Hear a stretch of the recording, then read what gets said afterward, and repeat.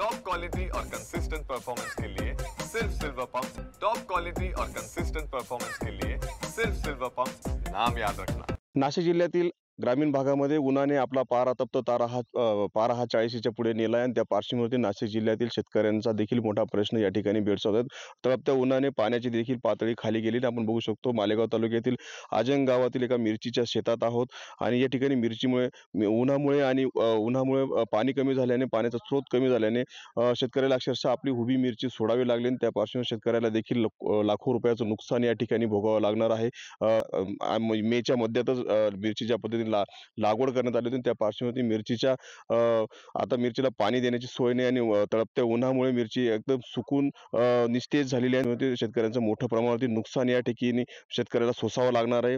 आर्थिक भुर्दंड या ठिकाणी शेतकऱ्यांना भोगावं लागणार आहे।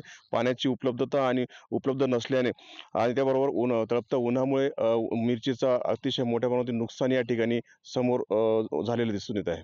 मनोहर शेवाळे, TVN मराठी, मालेगाव।